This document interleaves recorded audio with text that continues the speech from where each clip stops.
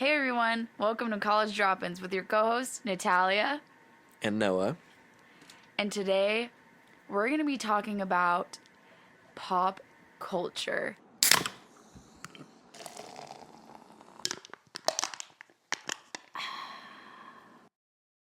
Now, last week we talked about aging as a young person.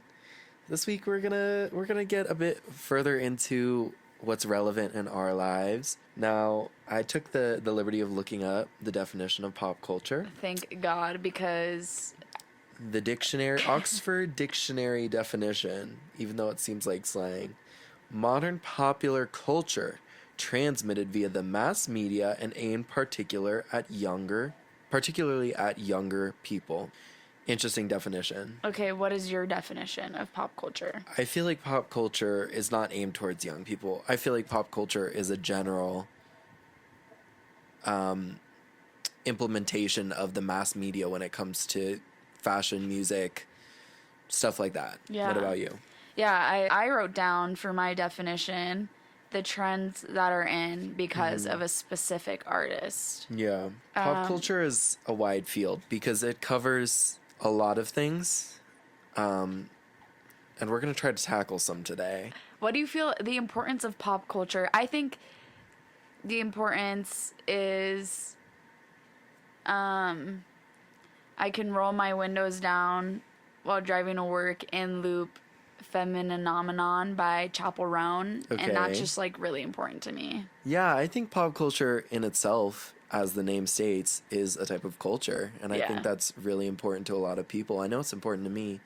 I feel like when it comes to a knowledge about, like, when you think about what someone would have a skill set of knowledge about, like, just like random facts, like some people could know about dinosaurs, some people know about sharks.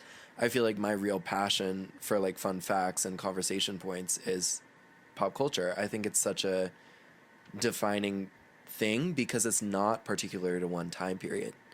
You get what I'm saying? Like, Yeah. when it comes to, like, yes, like someone like sharks, you can talk about sharks all you want, but sharks aren't changing. Yeah, sharks are aren't sharks. developing. Sharks are sharks. Like, you got the Well, facts. Oh. they are attacking They're a not lot attacking. of people in Florida right now. That's true, they are actually. So they are, You know maybe that? they're part of the pop culture. You know that surfer girl who lost her arm? Yeah. She released an anklet that's supposed Oh, yes, to... I saw Yeah, that. that's supposed to deter sharks. Anyways, sharks aren't changing, but pop culture is always changing. Someone's always new, someone's always relevant, and on the opposite side, someone's always not relevant, and I think that's a really interesting concept, and you can talk about it for hours. You could talk about it for hours. Yeah, at a party, at a bar, in your house, in your car. Yeah. I'm Fun- about to start singing Feminine. It really sounded like you were, so and I'm sorry. gonna cut you off there because let's talk about it. Pop culture, I feel like, has brought together a lot of people in my life, Yeah. including you. I feel like when we first met, which was about 2 years ago, we bonded over pop culture Yeah. above anything else, and I don't think we would be where we are today without a common connector like that. Yeah, specifically about Pink flying through the air at all of her concerts. Yeah. And I will say it now. Now that I'm thinking about it, Pink and JoJo Siwa have a lot of similarities. Wow. But yeah, pop culture has brought us together with Pink and JoJo Siwa, as well as Taylor Swift. We're Yeah. big Swifties. We have been... How long have you been a Swiftie for? Since Reputation, I would say. I Yeah. used to not like Taylor Swift, and it was because I went to my Catholic school where all the girls would skip class and then skip class the day after her concert and go and get floor seats, and we Yeah. could never afford that. So I had a secret hate for Taylor Swift. Yeah. But my 8th grade year, my mom got me tickets for getting good grades and graduating. And ever since then, my life has been changed. Yeah. I feel like Taylor Swift is such an overlooked artist in a way.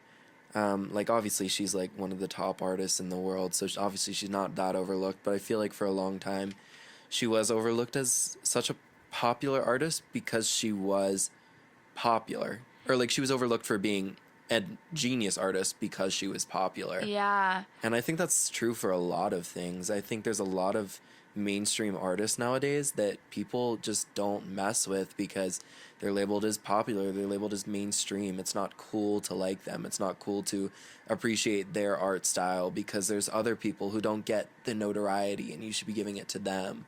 But I'm just like they're popular for a reason. They're popular because their songwriting is impeccable. They're popular because Taylor Swift knows how to perform a 3.5 hour show. Like that's just there's such a difference between talent and popularity, but people don't seem to acknowledge the difference between them. I agree 100%. And another thing I'd like to know is what made me fall in love with Taylor Swift was the fact that she had written her own songs. And before I had known that fact about her, I always thought it was common sense that an artist writes their own songs, but it's really not. I watched the Whitney Houston movie. We gotta talk about this. Yeah, the Whitney Houston biopic, and I did not know that she did not write any of her music. She would cycle through CDs that her record label had given her, and she would pick a song that she felt, that she liked the lyrics to, that she liked the vibe. Obviously, she would change it up a lot, astronomically, and I'm not discrediting that, but before that movie, I thought it was common knowledge. It was common knowledge that a singer gets in the studio and writes their own songs and then sings them, but it's not. And JoJo Siwa is a great example of that too. Yeah, true. She's facing a lot of scandal because she's not writing her own songs. And that now that I watched the Whitney Houston movie, it also makes me really angry that people are upset with her about that when it's such a common thing. Like artists you love, songs you love and know, you don't even realize that they didn't write those songs. Yeah. So such as Beyonce. Beyonce does that too, and she used to do it where she'd like get other people's songs that other people wrote, and recently with her Renaissance eras, she's been using samples in all of her and pretty much a lot of the songs on both of the 2 albums that have come out as a way of like sort of romanticizing the Renaissance period and its context, in a way that it's like she's using samples to redefine music as the genre she's trying to express, whether that be pop, disco, country. And I think that's really fascinating that not only are we going to start to see artists use other people's songs more often, but see the amplifications of samples in a lot of music, such as like, let's think about it, Ariana Grande with The Boy Is Mine. She sampled that from a hit 90s song. Yeah. There's just a lot of songs that are coming out that are gaining popularity that are from samples. And while that's like exciting to me, it's also like concerning. I'm like, what happens when musicians just can't, there's like no more possibilities for like songs, you know? I don't think that'll ever happen just because it's like infinite. That, and everyone thinks differently. It's, I guess, the same way with like physical art. Yeah, you can make the same sort of thing over and over again, but there will be something different. A great example is the tapestries hanging in our room. They're so similar, but they're also very different. Yeah. Another person who samples music that you might not know is Mac Miller. Mac Miller has sampled so much music during his time, and so I think they're just kind of rebirthing that music, and it further adds onto the nostalgia of their songs. Same with break up with your girlfriend. Yeah, break up with your boyfriend. Yeah, girlfriend. Because I'm bored by Ariana Grande. That's a sample too. Yeah. So I agree with you. I agree with you where I think that there's this own spin, but I'm finding it harder and harder to listen to things nowadays without And you can't lie that you don't do it too, because we talk about it. But like when we listen to new music, it's constantly like, oh, this sounds like this project. Oh, 100%. Like this song sounds like another song that this artist has done, or another song another artist has done. And it's like, I'm just scared that it's going to get to the point in which modern artists like are unable to pop stuff out anymore. Yeah. But maybe I'm just being picky about the music I consume. Yeah. I feel like a good thing to tail onto that is concerts. Yeah. How much more creative can you get with a concert, especially after seeing the Eras tour? I think, Like, do you have to reinvent the wheel now in order to have a concert that's captivating? Or Taylor Swift has always been doing it, but now I go back and watch her 1989 World Tour. yeah. Or, I don't know. I watch her old tours and I'm like, wow, she's been doing that, but I'll still go to a standing room only concert. And I think Tate McRae is a good example of what a standing room only concert without visuals can really add up to. Yeah. She's bringing back that dance flair. She's bringing back that Britney Spears vibe. Yeah. I don't know. What's your preference in concerts, I guess, is what I'm asking. Yeah. Just talking about the creativity of concerts, I'm not necessarily sure that it's something that needs to be completely and entirely new, but I feel like it's definitely something that needs to be completely entirely new for that artist. Yeah. When we think about Taylor Swift's previous tours, obviously her newest tours is a reflection of her past albums, eras. So obviously they're gonna be the same songs that she performed on previous tours of hers. Yeah. And I think that it's important that she recognized that she needed to do something different while keeping the same flair alive. Mm-hmm.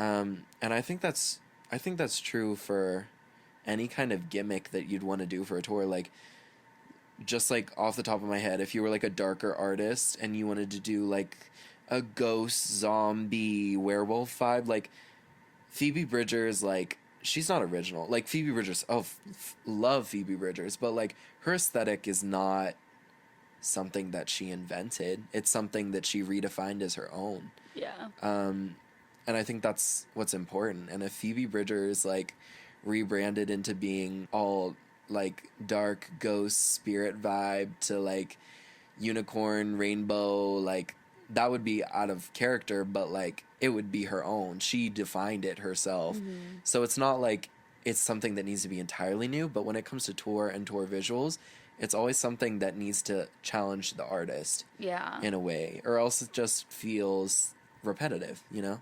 Yeah, I agree with that. On the topic of repetitive, though, if the Eras tour, I guess technically is repetitive, obviously. Yeah. If you could have any of your artists replay one of your favorite albums, like the way Taylor Swift is doing, who would it be and what? Who would I want to do an Eras tour? An Eras tour, yeah, or like, but like with theirs.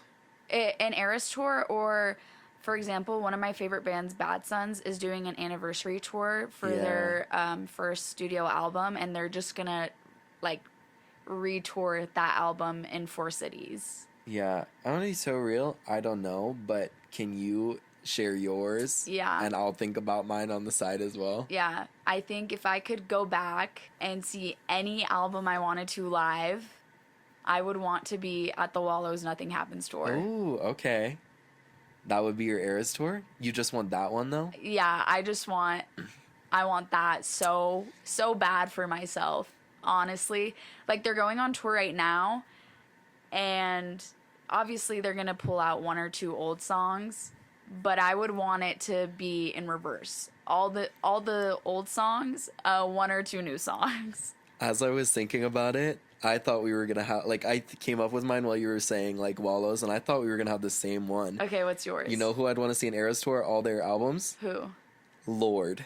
Oh my god. Yeah, I'm surprised you didn't say Lorde. Like, Lorde having those eras would be crazy. Okay, listen, Lorde would eat, but I did see Melodrama live, and that fulfilled me. I was going to say, I feel like there's a lot of artists that me and Natalia enjoy, but I feel like there's, like, not an artist that we resonate with together as much as Lord. Yeah. Like, I feel like whenever Lord's in the car, it's like, we've transcended together on a spiritual level. Like, we're just in sync. We know what's happening. That's when we're most unlocked. Yeah. No one gets solar power like we get solar power. Nobody gets solar power like we get solar power. That just reminded me. I want to go to Lake Mary and listen to solar power. Let's do it this weekend. Let's go. We should this weekend. I'm going to do a quick little shift over. Yeah, go ahead.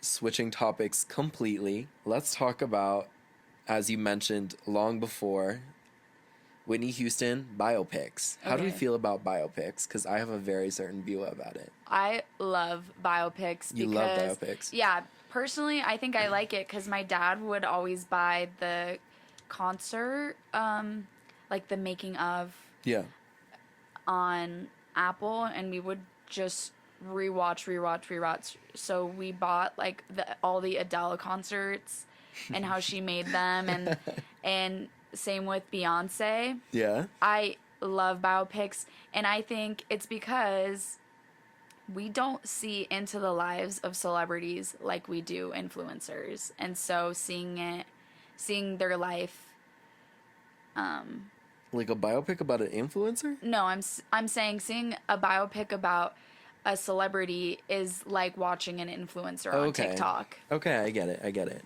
I understand. Yeah, so I think that's why I'm so intrigued by them. I love YouTube and TikTok, like day in my lives or how I did this, and that's exactly what a biopic is for a celebrity, which you never get. I agree. I think that biopics can be pretty revealing and like be like a good insight to like what's happening on the inside, but then again, it can totally not be. Like, it can be so wildly inaccurate. Yeah. And I think a biopic doesn't feel the same or feel credible if the artist themselves is not alive to be a part of the managing of it. Yeah. Such as the newest one, Amy Winehouse's biopic. I didn't see it. I can't speak about how good or how bad it was. I heard bad things. I heard okay things. I heard the actress was really good. But overall, I just sort of felt like, I don't know, I didn't feel like bad about it. I'd still go see it now, but I was just like, I don't know if this artist would want a biopic about her life. I don't know if this artist would have approved on most of the things that probably happened in it. And it just makes me like think about it from a personal standpoint. Like, let's how would you feel if there was a biopic about your life? At the end of your life, you died, and then there was a movie about you. How would you feel? I don't know. You don't know? Yeah, I'm not sure. I don't think I'd mind, but my life's not that interesting, so. Yeah. I can see where you're coming from. I think a good example of that is Elvis coming out, and then shortly after Priscilla coming out. Yeah. And Priscilla is alive. Elvis is not. Yeah. And Priscilla's daughter, who did not want Priscilla to come out, had passed away right before they had released it. So I can see where you're coming from, where like Priscilla had not shown Elvis in the best light, and in Elvis's movie it seemed like their relationship was really ideal. Yeah. And the reason why Priscilla's daughter, I don't know her name, didn't want Priscilla to come out was because she saw her father in such a positive light that why would she want her mother to paint him so negatively? And then she released it when her daughter died. So I can see what you're saying, where you're not sure if it's okay to watch them. Yeah. If you were to have a biopic about your life, who would you cast as you? Well, I don't know if you've watched the new Cody Co video where this guy is blind dating 6 women who have a photo of their quote unquote celebrity lookalike in front of them. Okay. And so he can only go based off of the celebrity and their personality. I think I saw something like that. Yeah, so based off of what everyone says I look like. Don't say it. Can we do it in 3, 2, 1? Okay. 3, 2, 1. Doja Cat. I was gonna say Jenna Ortega Oh. or Doja Cat. That's what I get. I don't see it at all, though. I don't see either of those. I don't see either of them. I think people were delusional. You know who I'd cast for you? Who? Low-key. Zendaya. I feel like Zendaya would... Hey, wanna put this song on replay? Can it be a musical? It can be... It's your biopic, bae. Actually, my biopic is Euphoria, and none of you know. Yeah. Yeah, guys. Okay. I'm actually Jules. You're Jules. Yeah. I'm Rue. But yeah, I think Zendaya would eat you up. Rue? When was this? Actually, I'm more of a Maddie. You're more of a Cassie. Oh, God. Okay, what about you? Okay. Do you have any for me? I can give you what lookalikes people have said in the past. Okay, They're give all, me lookalikes. They're all foul. I'm so bad with, you know this. I'm bad with actors. I'm bad with names. I need to see the face. I've gone 3. Okay. They're all just skinny white boys. And all of them are kind of really, like, horrific that I've been compared to. There's Noah Schnapp. Oh, my... It's the anti-vax. It's the anti-vax. Yeah, guys. If we were doing a biopic of you younger when you were anti-vax, no, okay, that's when people... would be Noah Schnapp. That's when people... I wasn't actually anti-vax. It was a meme. But... Or so he says. Yeah, or so I say. He gets the most sick okay, out girl. Of All right. I was compared to Noah Schnapp all throughout high school. I also got James Charles, which made me want to die. And then every person, except for the current person that I've dated, has compared me to Joe Locke in the new Heartstopper. Okay, hold on. Let me look him up. Logan's gonna kill me. Yeah.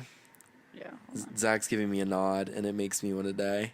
Ew. No, absolutely not. Noah, who said that to you? Blow them up immediately. Natalia, executed. I'm so dead ass. No. Every single person I have dated. Okay. Tyler included? No. Okay. I said everyone except for the one I'm currently dating. Sorry. Every person that I've dated since that show came out has told me that I look like him. No, I want to throw up. Like every time. And I'm telling you, every time I'm like, I'm literally going to punch you in the face. Like that's just not me. That's not me. Like why that's not me. He looks like he bites people. He probably does. Absolutely and you know what? Not. You know him and Olivia Rodrigo are friends? Oh, well. Let's look at her dating history and then see why they're friends. But yeah, who would you cast for me? Because I don't have good celebrity lookalikes. People tell me the worst shit. Well, I don't think this is not based off of lookalike, I guess. This is more based off of, I think, when I see him act, he low-key radiates your energy. I'm scared. Austin Abrams, the guy from Do Revenge who did all the, like, coke.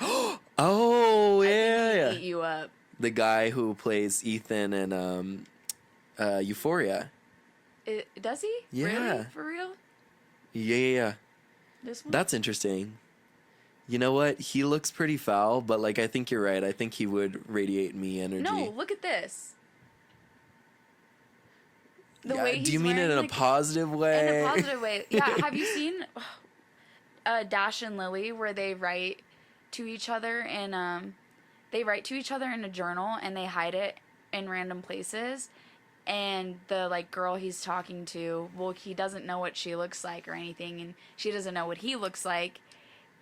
They find the journal and they're just secretly writing to each other, and they're in love with each other. This one's a little niche. Okay, well, anyway, I think you need to watch that. Okay. And the way he acts in that, I think, is you. Okay, I'll add it to my to-do list. Okay. Oh, yeah, that one's eating. Austin Abrams as a kid. You can't tell me that's not anti-vax. That looks there. That looks like my headshots as a kid. Yeah. That's literally you in the wheelchair. Yeah, it's so true. Okay, well. Okay.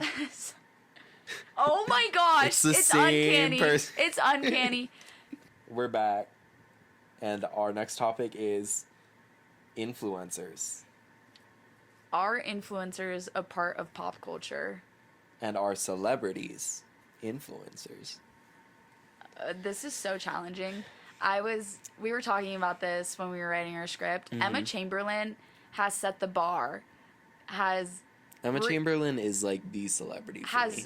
Has reinvented everything, but she's not a celebrity. She isn't. She is a celebrity though. That's I don't know. thing though, is celebrities to me are like actors or musicians, because I mean technically directors are celebrities to people who are into cinematography, right? Yeah. But I'm not into that. So like Joe Spielberg or Wes Anderson, they're not celebrities. Is that his name? What is his name? It's okay. It's all right. Oh, Steven Spielberg. There we go. It's all right. Steven Spielberg. Is that his name? Can you say yes or no? It's yeah. You're good. Okay. You're good. I'm not into cinematography, so Steven's like Spielberg and Wes Anderson. They are not celebrities to me, I guess. Okay, so celebrities is a status to you. I think so. And so influencers so heavily influence. Khloe Kardashian can post, I love this. But she's a celebrity. Okay, exactly. Her being a celebrity, she can post, I love this Truly flavor. It's so good. I eat it up.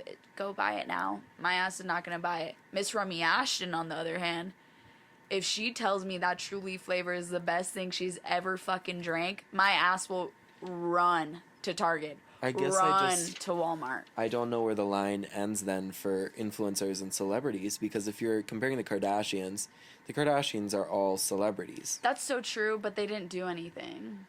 But they're influencers. So do you think influencers can be celebrities then? I don't know. Like, Emma Chamberlain gets invited to the Met Gala and everything, but I still view her as someone who got popular on YouTube. Yeah. And not... I view her as me. I could run into her at a house party and we could have a conversation. A good time, yeah. Yeah, but somebody like Taylor Swift, she's so nice. I run into her, I probably, we can't relate that much, you know? Okay. Me and Emma Chamberlain, we can relate. Me and Miss Remy Ashton, we can relate. Me and Alicia Marie, we can relate. So influencers aren't celebrities, but celebrities are influencers. Yeah, celebrities can influence, but also, again, I trust my YouTube girlie's opinion over any celebrity. Which is interesting. Which is interesting because I feel like influencers get paid just as much as celebrities, but I don't know. It's very, obviously, it's not black and white for me. Yeah. It's confusing. What about you? It is confusing. I think that for me, I feel like Emma Chamberlain, if you don't know who Emma Chamberlain is, for mom and dad watching, listening, they're like, who is Emma Chamberlain? She's this girl who started on YouTube making videos, but slowly became more of a presence on the online community, just mainly because of her personality and her editing style. Fashion too. Yeah, her editing style. I feel like she really defined what it meant to be a YouTuber in the early days of YouTube. And she just grew from there to becoming a fashion influencer. She has her own coffee brand. She even got so big that she was invited several years in a row, still has, to be sort of the host of the Met Gala. Mm-hmm. So for her, I feel like she's a celebrity. I don't think she's an influencer anymore. Mm-hmm. Keyword anymore. But that makes me feel like influencer is the lower status of celebrity. I feel like influencer is worked up to celebrity, and I don't know if that's because influencers aren't really being held up to an art form, and once they are, they become celebrities, or if I just need to gain a certain respect for an influencer for them to become a celebrity to me. Yeah. I think, again, yeah, celebrity is different to everyone. So some person might think that someone's a celebrity and another person might not. Someone who was influencer to quote-unquote celebrity, Troye Sivan, used to hang out with Connor Franta and I'm pretty sure the MagCon boys. I don't know if that's right. Mm-hmm. And now he has a really good selling album. He's going on tour with another bigger artist. So he became a He celebrity. became a celebrity. Right now I can't comprehend the difference between a celebrity, like the status change that comes with an influencer to I celebrity. think an influencer is a normal person. Like, we could be influencers. If you had 10K and you were sponsored by a brand to show off a product, you're influencing. That's Yeah. what you're doing. You're being an influencer. But a celebrity, like, a paparazzi has to want to chase you. You have a lot of money. Mm-hmm. You are widely recognized.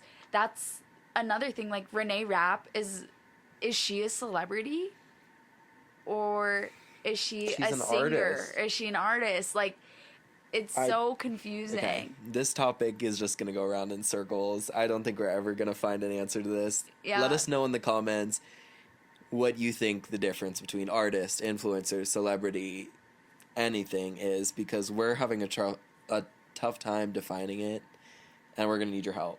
Yeah.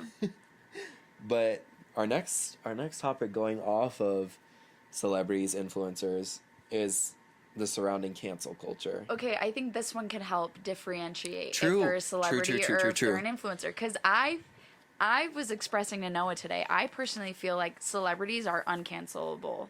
They physically cannot get canceled. They can get canceled. Like, now that we've talked about it, they can get canceled. Okay, but they come back. They maintain their popularity through the current scandal. In fact, it might make their Career better. presence better. Yeah. All I can think about right now is Ariana Grande.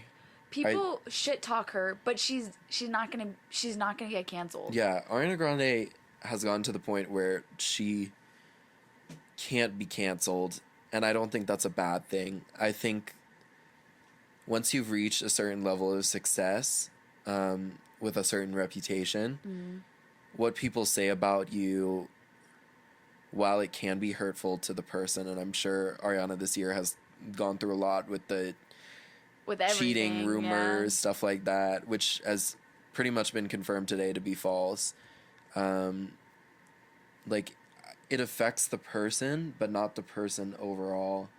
I feel like Ariana had probably the biggest year of her life this year. And a lot of it is probably because of the scandal. Like, nobody expected her to come out with an album that really said, this is my truth, this is what happened, sort of like, this is my story. And that's the thing, though, is she came out with an album, but everything in a musician's life is deciphered. It's a code to be cracked, and it's supposed to be relatable to the population as a whole. But with an influencer, they get canceled immediately. 10-minute apology video explaining their side, where they're just gaslighting their audience into thinking that they're not a bad person and they're not taking fault. Like, Colleen Ballinger, ukulele. Yeah, you see so much more into an influencer's life than you do a celebrity's life. Like, we literally would never know if Ariana Grande got divorced, cheated, whatever, if she had not released music. And even then, we still were not sure.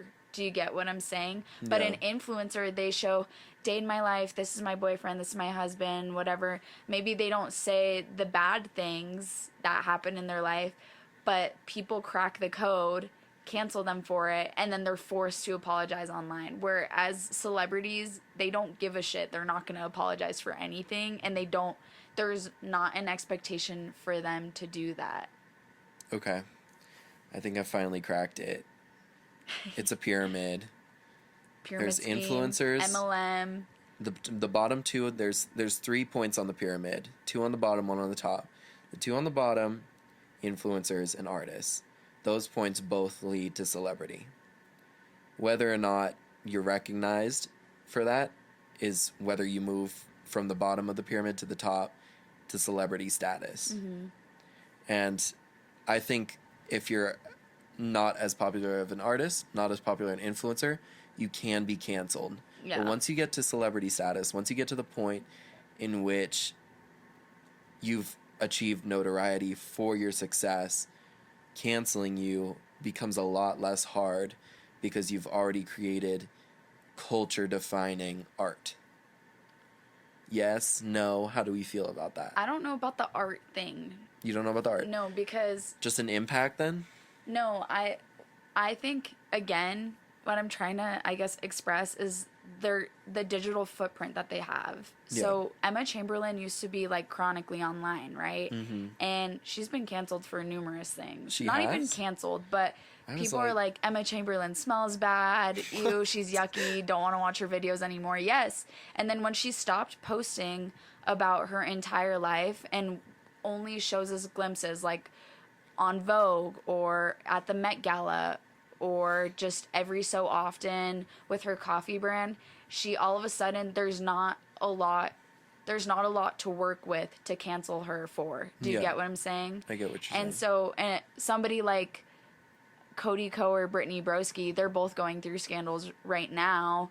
It's because they post every day. They have vlog channels. You know what they did. You feel during like you their know week. them. You feel like you know them, so they can't. So it's easier to be like, oh, I know who you are. This is what you're doing wrong. That or like, oh, what I ate today, whatever, and let's say they're using like plastic silverware. Yeah. And so what like they I know eat. exactly what you're doing. What you did. So it's easy to judge you. Yeah, but if a celebrity is doing that, you wouldn't know because There's more you don't mystery. see don't see what they're eating every day. Okay. I feel like we're rambling. This is just it's hard. It's complicated. I'm sorry if you guys feel like we're rambling. Yeah, we're not the pop culture princesses we thought we were. Yeah. I mean, we are. I feel like we're pretty knowledgeable, but I'm just trying to make it accessible for everyone to listen to without getting too philosophical. But I feel like we're doing okay. Again, let us know in the comments your thoughts. Also, if we sound crazy. Yeah, we might have to recap this episode, like bring it back with maybe another person. There might need to be a part 2. Yeah. But we're going to get through this episode. And our next topic is going into... hypotheticals. Our hypotheticals. Welcome back to the weekly... What's going to be our name for this segment? I don't know. Happy Hypotheticals with Noah and Natalia. No. Okay, anyways. Do you want to go first? Sure. Okay. Would you rather be an influencer or a celebrity? I don't know. Next. I have my answer. Okay, what would you rather be? I know you'd rather be an influencer. Yeah, 1,000,000% an influencer. Influencers make so much money for so confused. For showing themselves, but a celebrity, like you have to. I can't fucking write a song. Okay. I can't produce music. Influencer, celebrity, or influencer, an artist. Then. Yeah, I want to be an influencer. I want to show what I feed my cat, and then get all the brands to send me free cat food. Yeah. That's what I want in my life. I want to be an artist. I literally, whenever I have an emotional surge, I'll go into painting. I've written a poetry book. Yeah, you'll go into your notes app. Yeah, I've written a whole damn poetry. When I went through a bad little relationship thing. Bad manic episode. I wrote 80 pages of poetry. That's crazy. I almost put it out. I put illustrations in there too, being my paintings. You know, we should get in contact with my dad. He'd eat you up and publish your book immediately. Oh my god. I don't want my book published because it's like cringy, like looking back at it. I think that should be another episode podcast. Can we read our notes app poems on the podcast? Not right now, but on that one. Yeah, 100%. Okay, my question for you, what would your dream scandal be? Like, if you had to have a scandal in your career as an influencer artist, what do you think the best thing for you would be? I have a good one. Okay. My dream scandal would be replicating Harry Styles and Taylor Swift snowmobile accident where no one knows. Maybe I hit someone with my car. Maybe but nobody knows. Okay, so you'd want your scandal to be a conspiracy theory. Yeah, conspiracy theory. I think that would be fun. Right? I think like the way that people say that Beyonce is part of the Illuminati, I think I want that for crazy. myself. Yeah. I want to be like, I want to like just do art, and then people be like, "Oh my God, The satanic!" devil. Yeah, I was gonna say I feel like my scandal would be satanic, even though like I do nothing. Like Taylor Swift does nothing. She's labeled as satanic. Yeah.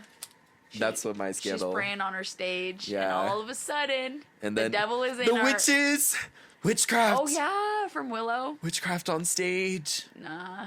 It's plastic, babes. Like, Also, fucking do it. I'd pay $200 again for Yeah, her to to see, perform yeah. witchcraft. I don't care. on me. Yeah, On I don't me. care. Do you have another one? Yeah. Okay. Well, I was trying to explain the wording. We might have to cut this, but like, if you could be an influence, if you knew that you would never get canceled, would you become an influencer? Because some people just don't want that anyway.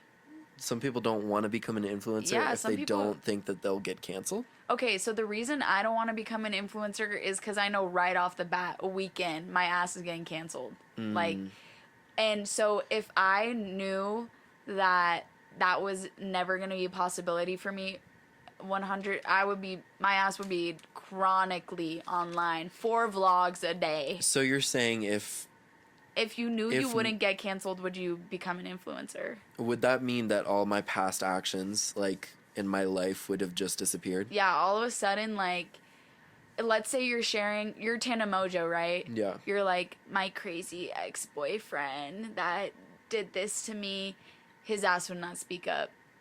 Okay. You know? You know that I know nothing that you say will yeah. get you canceled. I guess so. Yeah, I guess so. What about you? Yeah, because some people genuinely are like, I don't want to be an influencer. Why would I want to do that? But I for don't me, want to. Oh, you don't. So your answer is no. Yeah, but like, if that was I feel like it's such an easy way of making money. Hate to say it. I feel like influencers are just glorifying reality. For real. They're chained to the rhythm. Yeah. As Katy Perry, As Katy Perry might say. Illuminati would say. Yeah, for real. Last hypothetical of the night. Go ahead, girl. If you were a popular musician and could fill any venue, you could fill any venue, what kind of venue would you choose? Would you choose a bar, a small stage venue, an amphitheater, a stadium, arena, etc.? What would your platform be if you were a popular artist and you knew you could fill any venue? I would love to do an arena and recreate the Reputation tour, just that vibe in its entirety. But also, I love going to the Van Buren and standing at a concert and watching the band clean up after and getting a selfie with them. Yeah, and that's I so... enjoy that vibe so much. So I would say standing room, it's packed to the brim, and after I go out for drinks and run into some people that were at the show and just have a good time. Yeah, I agree. I think that a small venue brings such good memories. Yeah. One time I went to a small venue to see Clairo. If you know Clairo, she's like the small indie artist. I don't know what I'm on. She's an indie artist. She's not a small indie artist. Not small anymore. She's an indie artist, and she sings like the most depressing songs you've ever heard. And I went to a Clairo concert by myself in like a small standing venue. When I tell you, I was standing next to this group of girls, like trash beyond their mind. They were shaking ass to Sophia, like backing it up on me to Sophia. And Sophia was like one of the last songs. And in the middle of Sophia, she was like, she looks back at me, she's like, hand me the trash can, hand me the trash can. This girl was throwing it back and uked during Sophia. I was like, that's crazy. That's insane. If you're the girl who threw up and backed it up to Sophia when Clairo was in downtown Tempe on the mid-March or April, You're a real one, girl. You're a real one. Come back. Come back, be here. But yeah, small venue all the way. I think it's so nice to be able to, me having grown up in a theater background, Yeah. I feel like it'd be so nice to see people's faces. That's true. Yeah, that too. Like artists say when they're in like a stadium arena, like Taylor Swift, this is a Taylor Swift call out. Every tour, every Eras tour, she goes, I can see every single one. Bullshit. Nah, we look like ants. Bullshit. What was I wearing then? Ariana Grande being like, I can see all. It wouldn't matter what venue she played. Her ass can't see anyone. Yeah, Taylor, what was I wearing? Yeah, what Eras was Noah wearing? Eras tour opening night. What was I wearing? What era was I? Yeah. She can't answer. Real quiet. Shit hit the fan real fast there. Yeah, Yeah. Taylor. All right. I feel good. Do you feel good? I feel like, I feel cleansed. I feel like that was a conversation that needed to be had. yeah, but I also feel like nothing was really said. Not true. I think we said a lot of things, but nothing was really there's no closure. there for me there right really now. isn't closure, and there's no closure. Yeah. And the recap to this episode is, pop culture is many things. Pop culture is art. Pop culture is influence. We don't know the difference between influencers and celebrities / artists. Can they be canceled? I don't know. I think we need to have a part 2 in the future. Yeah. But it's not going to get solved tonight, and I think we need to go to bed. We need to go to bed. Period. Yeah. We need to go to bed. 12 in the morning. Yeah. But that's what we talked about this week. Now next week. Next week is a very special episode because me and Natalia will be bringing in our 2 roommates, Jesse and Aiden, to talk about dating and hookup culture. Yeah. Now, I'm sure we'll have a whole nother episode about like general dating, like dating men, stuff like that. But for this one, we're going to be talking about the presence of hookup culture. Yeah, specifically hookup culture. When it comes to living in a college town. Because Yeah. I feel like we all have very different experiences, whether it comes to meeting people on the apps, meeting people in person, friend of a friend. It's just an interesting topic. And just like a little disclaimer, like we as a roommate group are very like sex positive, like so neutral. Like we can talk about sex and we feel comfortable with it. If you don't feel comfortable with it, you don't have to join. It's gonna be PG-13. Hopefully, we'll have to tell Jesse that. We'll have to tell Aiden that. You'll have to tell Aiden and Jesse that, but we should be good. If you want to hear us talk about sex positivity and basically the presence of hookup culture, tune in next time. Yeah. That's pretty much it. I gave you a disclaimer, gave you a summary. Yeah. So thanks for joining us. Yeah. If you want to learn more, check out our Instagram at college_drop_ins. And our YouTube at College Drop-Ins. And as well, if you're on YouTube, check out our Spotify. It's on my Spotify at NattyNVV, but if you search us up at College Drop-Ins, you will find us. Yes. So thank you for dropping in. And we hope you don't drop out. See you next week. Bye.